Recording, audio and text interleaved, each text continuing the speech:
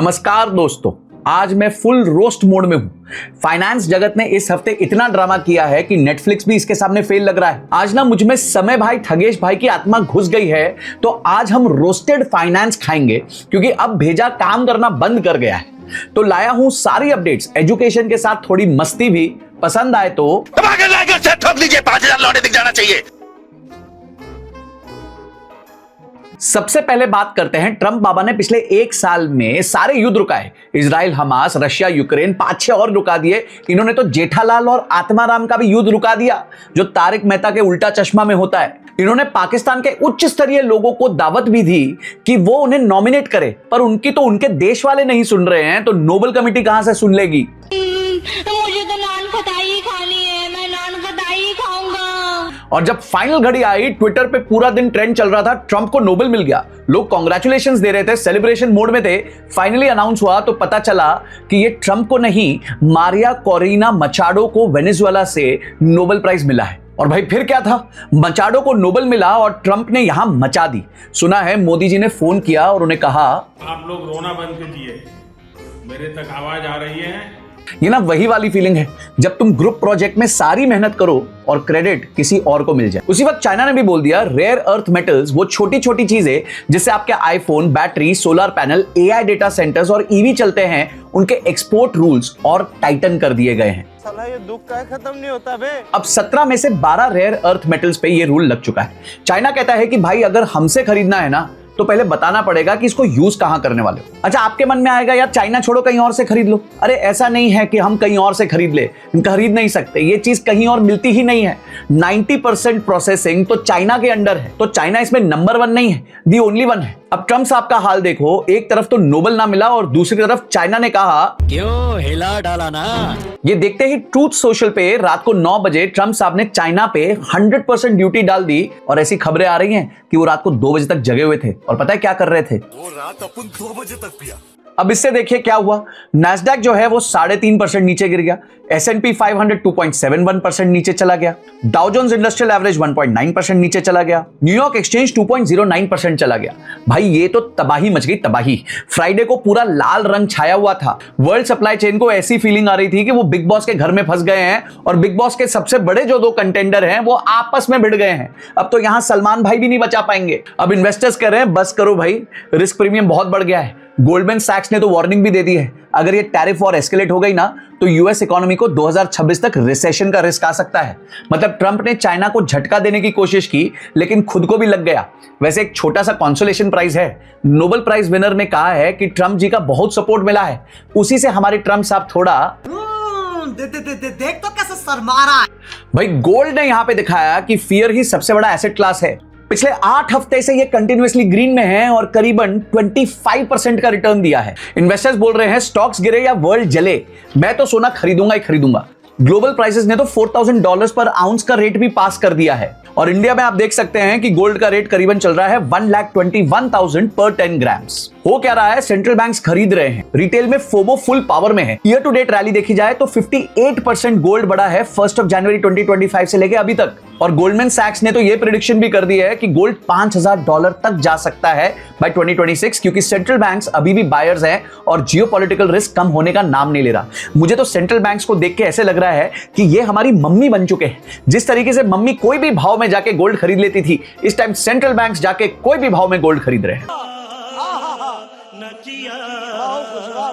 अब गोल्ड की बात हो गई, अब बात आती है सिल्वर की। सिल्वर का ना किसिक मोमेंट आ गया है। सिल्वर भी पुष्पा की तरह हो गया है। अब तो सीएम भी घर पे आके किसिक करके फोटो खिंचाता है सिल्वर के साथ। यहां भी सिल्वर पिछले 8 हफ्ते से पॉजिटिव डायरेक्शन में चल रहा है, जहां पे सिल्वर ने पिछले 8 हफ्ते में 39% का रिटर्न दे दिया है। और अगर साल के शुरुआत से देखे तो करीबन 75% के आसपास का रिटर्न दे दिया है। भाई कभी सोचा नहीं था कि सिल्वर जैसा वॉलेटाइल मटेरियल जो है वो इतने अच्छे रिटर्न्स दे सकता है। 2025 के फर्स्ट हाफ में ग्लोबल सिल्वर ETF ने करीबन 95 मिलियन आउंस जो है वो इकट्ठा किया है, जो कि पिछले पूरे साल से ज्यादा है। और आज तक जो टोटल ETF के पास मटेरियल पड़ा है वो है 1.13 बिलियन आउंसेस। ये 1.13 बिलियन आउंस पता है कितना होता है? 6,000 हाथी के वजन जितना होता है 1.13 बिलियन आउंस। तो यानी 6,000 हाथी जो है वो हमारे सिल्वर ETFs के पास पड़े हुए हैं। मतलब अब हर इन्वेस्टर के मन और धन में सिल्वर आ चुका है। हमारे रिच डैड तो बोल रहे हैं कि सिल्वर तो 6 से 7 लाख रुपए तक जा सकता है। तो सिल्वर और गोल्ड की रेस में सिल्वर को मिलता है गोल्ड मेडल और गोल्ड को मिलता है सिल्वर मेडल। तो अब आपको क्या करना है भाई, दोनों में एसआईपी रखो, बट याद रखना सिल्वर वॉलेटाइल है। पिछले 45 सालों से ये इसी पॉइंट पे आके छोड़ देता है। यकीन नहीं होता, आओ चार्ट दिखाता हूं। अब आप यहां चार्ट पे देख सकते हैं कि पहली बार जो है 1980s के आसपास इसने $47-48 का रेट टच किया था, जब हंट ब्रदर्स वाला मैटर हुआ था। आप जानना चाहते हो ज्यादा उसके बारे में, मुझे कमेंट सेक्शन में हंट लिख देना।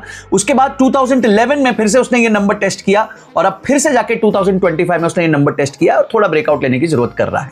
तो भाई ध्यान रखना, ये वो पॉइंट है जहां पे सिल्वर ने आके हमेशा इन्वेस्टर को धोखा दिया है। अब आई बिटकॉइन की बारी। इस बार बिटकॉइन की हरकतें देख के सारे ट्रेडर और इन्वेस्टर कह रहे हैं चीटिंग करता है तू। देखिए, आप सो रहे थे, बिटकॉइन ने उस टाइम पे $1.4 बिलियन का लॉस कर दिया, यानी 13,000 करोड़ रुपए हट गए। जो बिटकॉइन $1,26,000 के आसपास जा चुका था, वो अभी $1,12,000 के आसपास चल रहा है और पिछले एक दिन में इसने अकेला करीबन 7.27% का फॉल दिया है। इसके बाद सारे क्रिप्टो वाले जो है ना, वो एक ही बात बोल रहे हैं, बेकार है भैया, मैं तो टूट गया। एक भाई ने तो लैम्बोर्गिनी में ही अपनी जान ले ली, वही लैम्बोर्गिनी जिसको दिखा दिखा के ये लोग आपको बोलते हैं कि भाई आप भी बहुत सक्सेसफुल ट्रेडर बन सकते हो। तो भाई जो अपनी लैम्बोर्गिनी दिखा के ट्रेड करवा रहा है ना, उनसे जरा बचो। नीचे कमेंट में बता दो कौन ऐसे कर रहा है। इसलिए कहता हूं, नहीं समझ आता ना तो बिटकॉइन और क्रिप्टो में सिर्फ एसआईपी करो, और अगर एसआईपी कहां से करनी है ये नहीं समझ आ रहा तो CoinDCX प्लेटफॉर्म से कर सकते हो।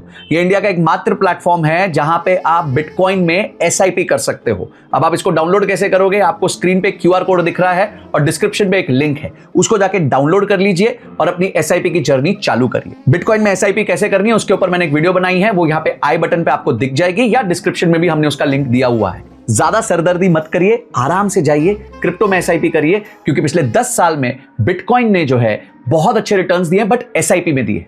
तो समय जो है वो वॉलेटिलिटी का दोस्त होता है। जितना आप समय लंबा करेंगे उतना ही ज्यादा वॉलेटिलिटी को हैंडल करेंगे और रिटर्न्स अच्छे बना पाएंगे। तो लिंक जो है डिस्क्रिप्शन में है, QR कोड आपके सामने है। और अगर हाँ, आप क्रिप्टो के बारे में और सीखना चाहते हैं ऑर्गेनाइज तरीके से, तो ये कम्युनिटी को ज्वाइन कर लीजिए। ये एब्सोल्युटली फ्री कम्युनिटी है, कोई पैसा नहीं लगेगा। डिस्क्रिप्शन में लिंक है और स्क्रीन पे QR कोड आ रहा है, तो भाई जाइए डाउनलोड कीजिए। आपके ब्रोकरेज पे 20% डिस्काउंट है। तो वापस आते हैं, तो अगर तुम क्रिप्टो में हो ना, तो याद रखना पोजीशन साइजिंग नॉन नेगोशिएबल है। पोर्टफोलियो का 5 से 10% से ज्यादा मत रखना वहां पे।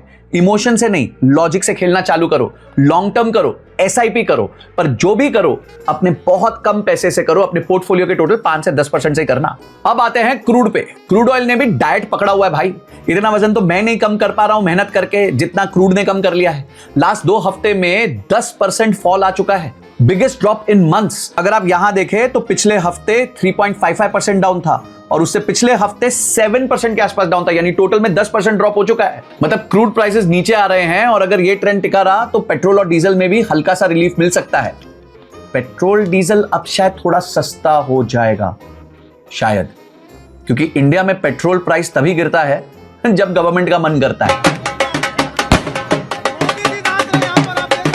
अब चलते हैं इंडिया के सबसे बड़े कॉर्पोरेट सोप ओपेरा पे, टाटा वर्सेस टाटा। बोर्डरूम में ऐसी फाइट चल रही है कि अमित शाह जी और निर्मला सीतारमण जी तक को इंटरवीन करना पड़ रहा है। भाई जब फैमिली में फाइट होती है ना, तो होम मिनिस्टर और फाइनेंस मिनिस्टर दोनों आ जाए तो समझ लेना इशू बहुत सीरियस है। क्या हुआ एक्चुअली, टाटा सन्स और टाटा ट्रस्ट के बीच में पावर स्ट्रगल चल रही है। कौन करेगा कंट्रोल, कौन बैठेगा बोर्ड पे और शाहपुरजी पालनजी ग्रुप का क्या स्टेक होगा। इनफाइटिंग इतनी बढ़ गई है कि गवर्नमेंट को स्टेप इन करना पड़ा।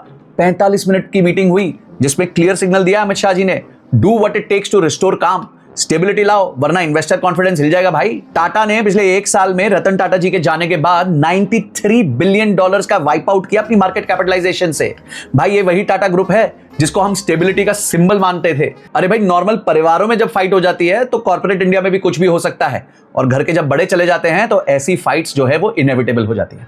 आयरनी ये है कि टाटा ग्रुप जो ट्रस्ट और वैल्यू की बात करते थे, उनके अंदर ही ट्रस्ट इश्यूज चल रहे हैं। तो भाई वी ऑल विश कि ये मैटर जल्दी सॉल्व हो जाए, बिकॉज टाटा ने जो है देश की बहुत सेवा करी है और हम सब ने जो है वो टाटा का नमक खाया है। अब भाई ये देख के तो मेरे होश उड़ गए, लग्जरी मार्केट में भी भगवान बड़े प्लीज लग रहे हैं। नवरात्रि ने जैसे माता ने आके एकदम आशीर्वाद बिखेर दिया हो पूरी लग्जरी मार्केट पे। मर्सिडीज बेंज ने नवरात्रि के 9 दिनों में 2500 से ज्यादा गाड़ियां बेची, मतलब एक गाड़ी हर 6 मिनट में। सीईओ ने बोला ये जीएसटी 2.0 रिफॉर्म ने डिमांड को बढ़ा दिया है, लग्जरी कार पे टैक्स कम हो गया है और इंडियंस ने इतनी खुशी मुझे आज तक। अगर नंबर देखोगे तो हिल जाओगे। 270 गाड़ी बिकी हैं पर डे। और टॉप सेलिंग मॉडल्स कौन से हैं? AMG, GLS, S class. Price cut जो हुआ है वो 6% हुआ है, जो पास हुआ है कस्टमर को। Best September ever for Mercedes India. और इनकी एवरेज गाड़ी जो है ना वो करीबन 1.5 करोड़ की है, यानी दिन का 400 करोड़ रुपए का सेल किया है। क्या इतने लोग 1 करोड़ से ज्यादा का टैक्स भी भरते हैं क्या? कहीं ऐसा तो नहीं है कि इनके घर। समझ रहे हो ना? खैर आगे बढ़ते हैं। इस नवरात्रि में कुछ लोगों ने डांडिया किया है और कुछ लोगों ने डाउन पेमेंट किया है।